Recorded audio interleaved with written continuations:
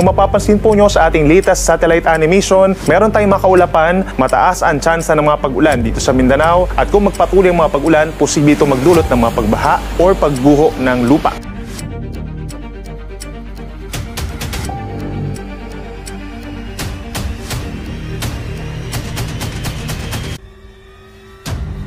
Manatiling may kaalaman at manatiling ligtas sa pamamagitan ng pagbisita sa aming YouTube channel para sa mga real-time na ulat panahon sa ating bansa. Laging tandaan, maging alerto at iba yung pag-iingat sa banta ng ulan, baha at pagguho ng lupa. Ngayon, oras na para marinig mula sa ekspertong meteorologist. Bibigyan tayo ng malalim na pagsusuri sa lagay ng panahon at ipapaliwanag ang anumang mahalagang kaganapan sa ating panahon ngayon o sa mga darating pang araw. Para naman sa maglalayag nating mga kababayan, wala pa rin tayong inaasahang gale warning o pagtaas ng mga pag-alon. Pinakamababa o pinakabanayad ang ating mga karagatan sa western side ng ating bansa. Maximum na po yung 2 metro, lalo na po kapag meron tayong mga thunderstorms. Samantala sa Mindanao, lalo na sa may southern portion, aasahan natin yung makulimlim na panahon, umaga hanggang sa hapon. Halos buong Mindanao na magkakaroon ng makulimlim na panahon. Dito po sa may Bangsamoro region, lalo na sa may Basilan, Suluin, Tawi-Tawi. At dito naman sa kabilang banda, itong malaking bahagi ng Socsadjen, Sarangani, Sultan Kudarat, and South Cotabato. Maging dito rin po sa may Zamboanga City, Zamboanga Sibugay, and Zamboanga del Sur. At sa Davao region, lalo na yung ating mga kababayan sa Davao Occidental and Davao Oriental.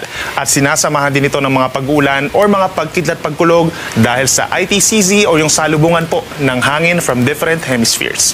Samantala sa Kabisayaan, naasahan pa rin natin yung bahagyang maulap at minsan maaraw na kalangitan sa umaga hanggang sa tanghali. But then pagsapit po ng hapon hanggang sa gabi ay kumukulimlim dito po sa may eastern portion of Visayas at aasahan din yung mga pulupulong pag-ulan na nagtatagal lamang ng 1 hanggang 2 oras. Bahagyang epekto na rin po ng Intertropical Convergence Zone plus the easterlies.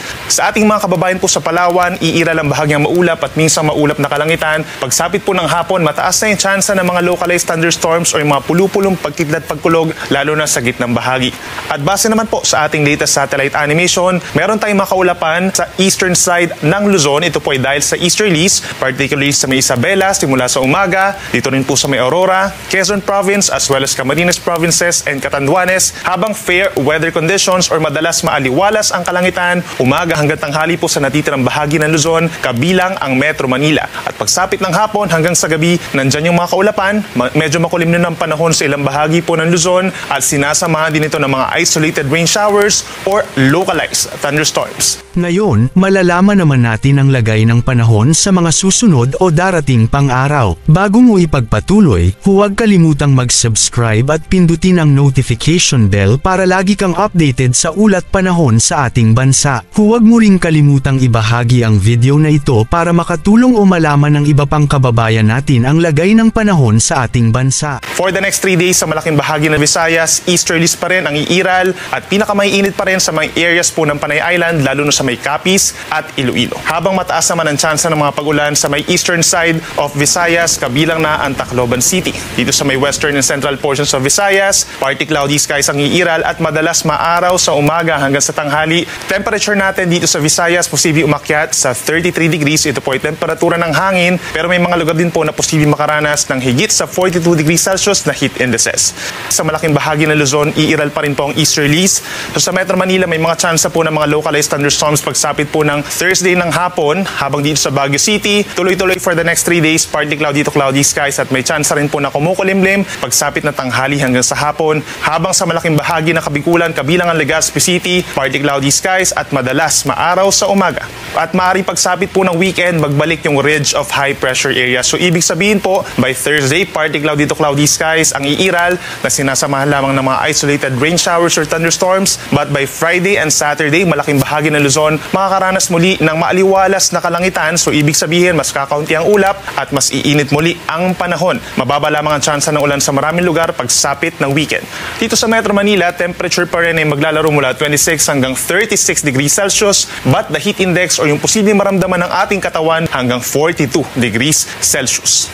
At panghuli sa ating mga kababayan po dito sa may malaking bahagi ng Mindanao, meron pa rin pong ITCZ or Intertropical Convergence Zone na magpapaulan doon, lalo na sa Thursday at sa Saturday, at pinaka-apektado pa rin po itong mga nasa southern portions, itong Davao Region, Surigao del Sur, malaking bahagi ng Socsagen, Bangsamoro Region, and Zamboanga Peninsula. Siguruhin po kung lalabas ng bahay sa mga susunod na araw ay magdala po ng payong.